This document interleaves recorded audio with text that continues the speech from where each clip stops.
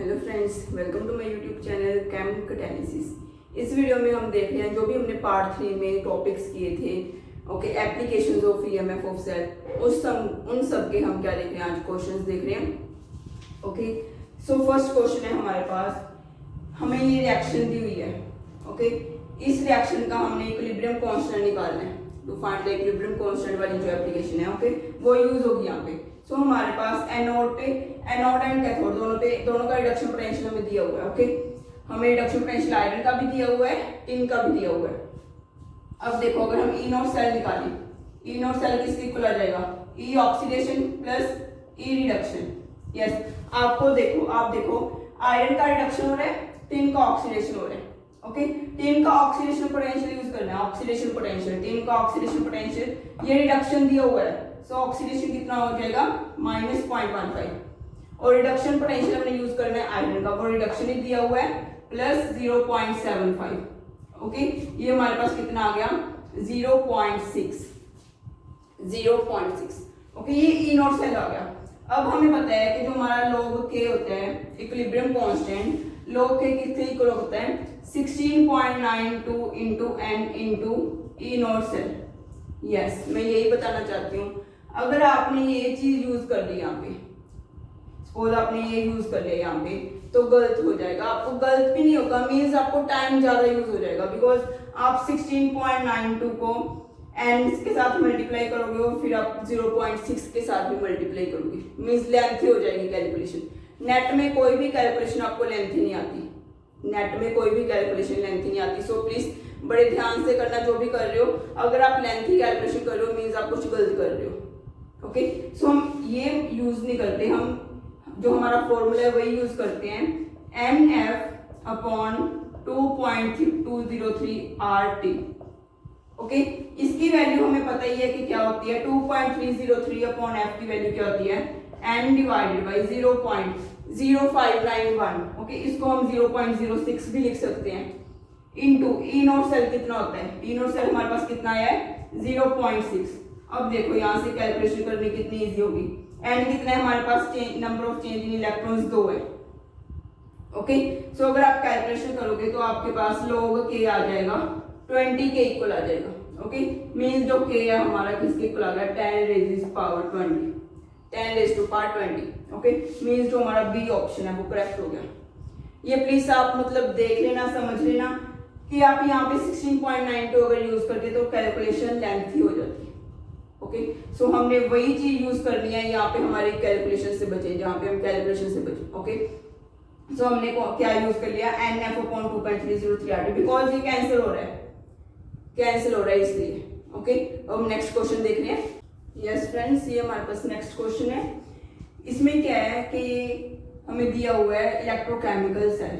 ये देखो, फर्स्ट में कौन सा सेल है एनोड पे, मेटल आयन हाफ सेल, और कैथोड पे कौन सा सेल है, कौन सा हाफ सेल है, ये oxidation reduction half cell. Okay, हमने कैलकुलेट क्या करना है, हमने इक्विलिब्रियम कांस्टेंट फाइंड आउट करना है, इस रिएक्शन का इक्विलिब्रियम कांस्टेंट फाइंड आउट करना है। ये हमें नेट रिएक्शन ही दी हुई है। ओके, अगर आप एनोड की रिएक्शन लिखोगे, कैथोड की रिएक्शन लिखोगे, तो नेट रिएक्शन यही बनेगी।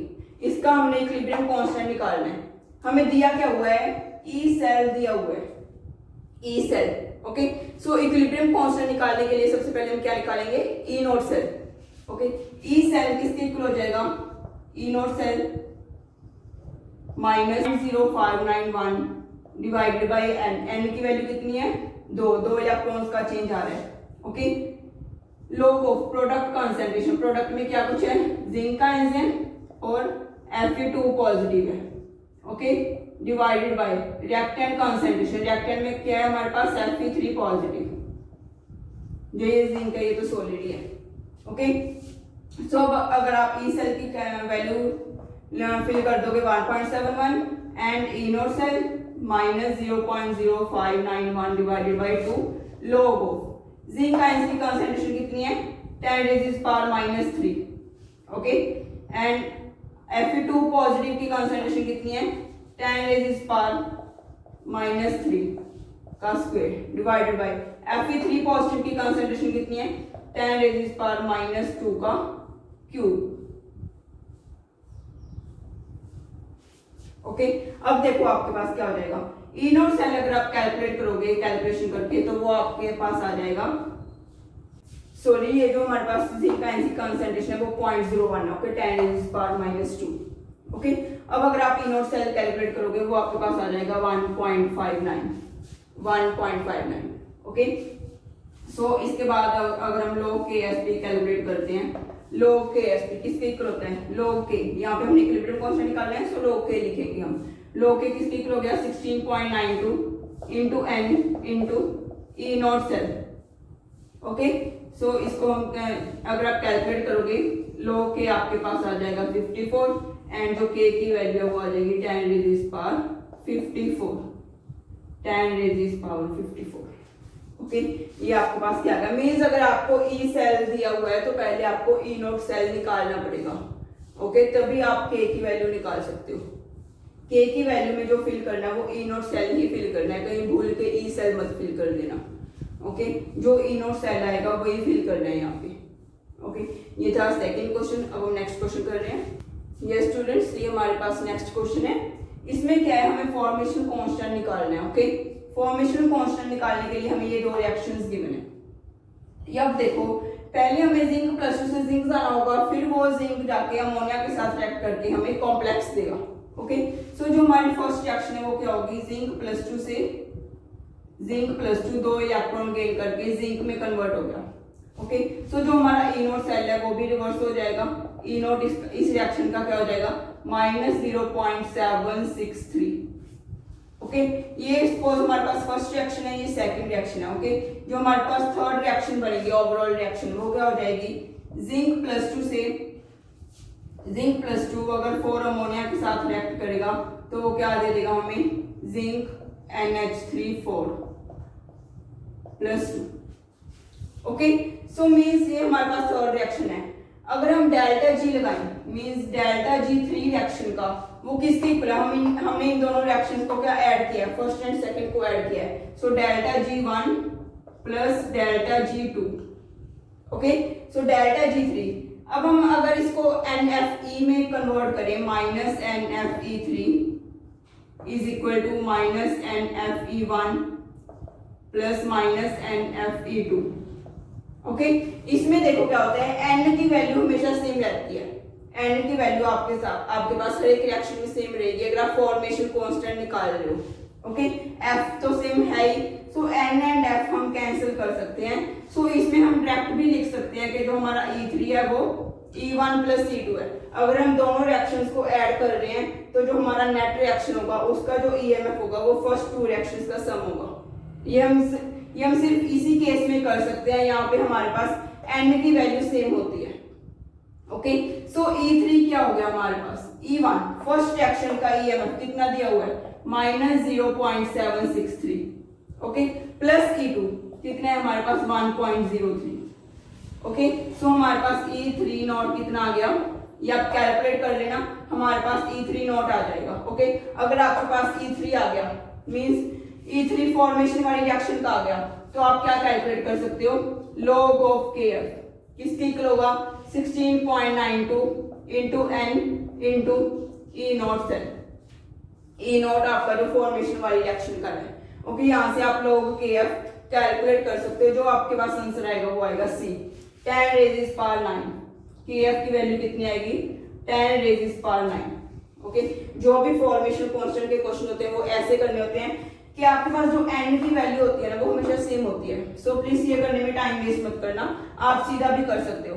अगर E1 प्लस E2 कर रहे हो तो दोनों को ऐड कर देना, अगर दोनों को सब्ट्रैक्ट करके कोई रिएक्शन बन रही है तो माइनस का साइन आ जाएगा। ओके बेसिकली आपके पास प्लस करके ही बनेगा। सो आप E3 को E1 प्लस E2 डायरेक्ट ही कर देना अगर आप फॉर्मेशन कांस्टेंट निकाल रहे हो। ओके अब हम नेक्स्ट क्वेश्चन कर रहे हैं। यस फ्रेंड्स ये हमारे पास नेक्स्ट क्वेश्चन है। इसमें हमें delta S and delta H निकालना है। Okay delta S and delta H निकालना है। हमें E नोट दिया हुआ है, E नोट टेम्परेचर का फंक्शन दिया हुआ है। ओके सो हमारे पास डेल्टा S का क्या फॉर्मूला होता है, delta S is equal to NF curl E upon curl T। Okay NF curl E upon curl T means पहले हमें इसका टेम्परेचर डेरिवेटिव करना होगा।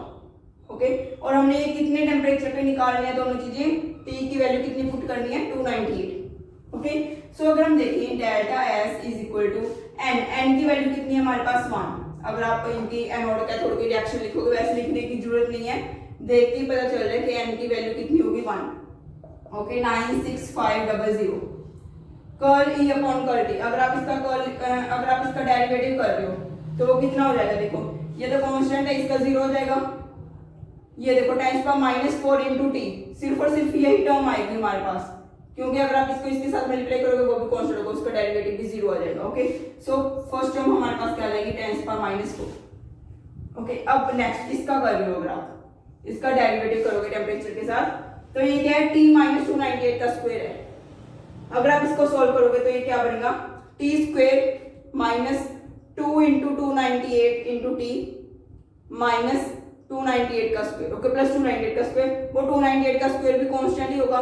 सो हमारे पास अगर आप इसकी कैलकुलेशन करोगे, डेरिवेटिव करोगे तो वो क्या आ जाएगा minus 2t minus 298 into 2। Okay, अब देखो अगर आप टेम्परेचर की वैल्यू यहाँ पे 298 फिल करोगे तो 298 इंटू 2 298 इंटू 2 ये भी क्या बन जाएगा 0 बन जाएगा हमारे पास।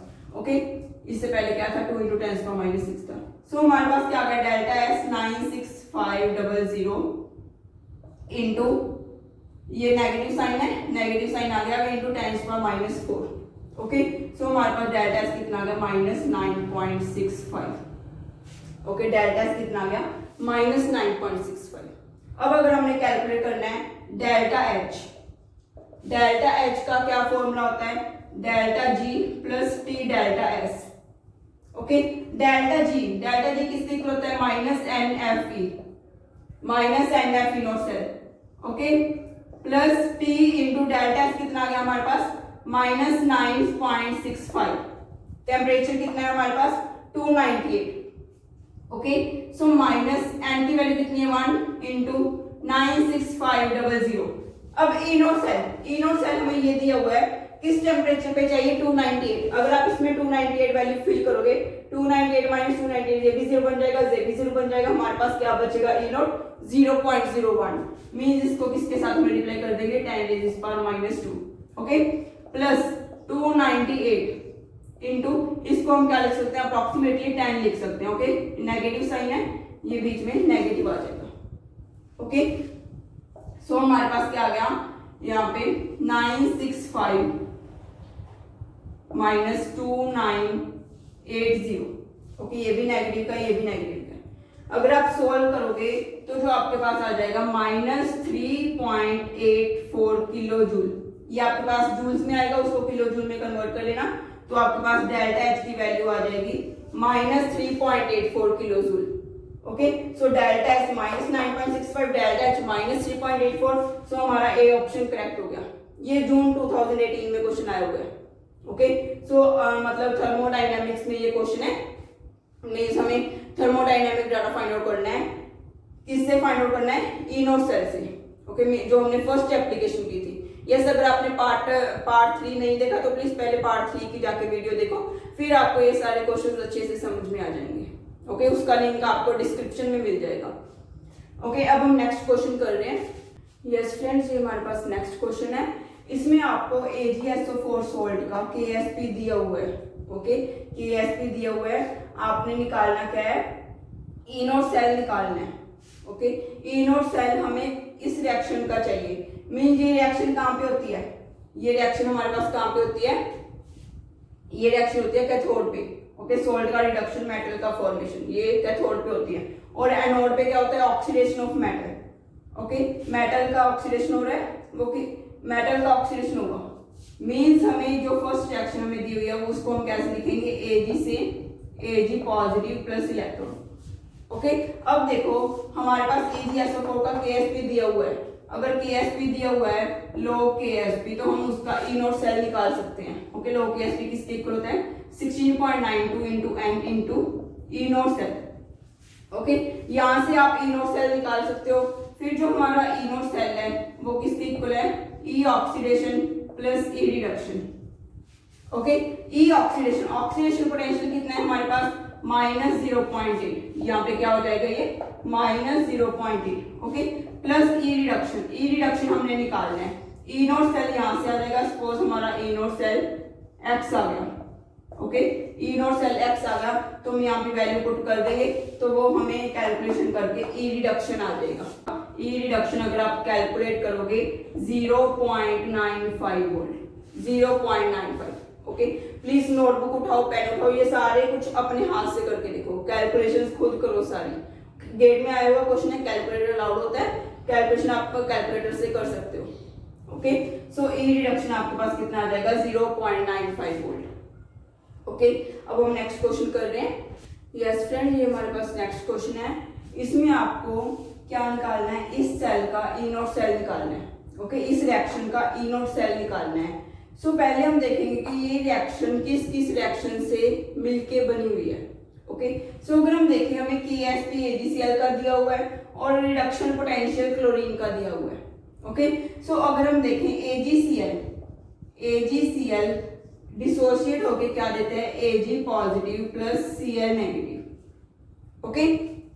और हमारे पास क्या आता है, अगर हम इसको देखें, जो हमारे पास क्लोरीन है वो इलेक्ट्रॉन लेके Cl नेगेटिव में चेंज हो रही है, ओके। सपोज ये हमारे पास फर्स्ट रिएक्शन है, ये सेकंड रिएक्शन है, ओके। अगर हम फर्स्ट को सेकंड में से सब्ट्रैक्ट कर दें, फर्स्ट रिएक्शन को सेकंड में से सब्ट्रैक्ट कर दें तो आप देखोगे आपके पास क्या बन जाएगा, ये वाली रिएक्शन बन जाएगी जिसको हम थर्ड मान लेते हैं, थर्ड रिएक्शन है ये, ओके। सो Ag positive plus half Cl2, एक इलेक्ट्रॉन गेन करके AgCl बन गया। ये इन दोनों रिएक्शन से बना है। अगर हम 2-1 कर रहे हैं तो ये रिएक्शन बन रही है, ओके। सो अब देखो, जो हमारे पास डेल्टा G3 है वो किसके इक्वल हो जाएगा, delta G2 minus delta G1, okay. So delta G3 means minus NFE3, okay. Delta G2 second reaction का डेल्टा G2 ये किसके इक्वल हो जाएगा, माइनस NFE2, ओके।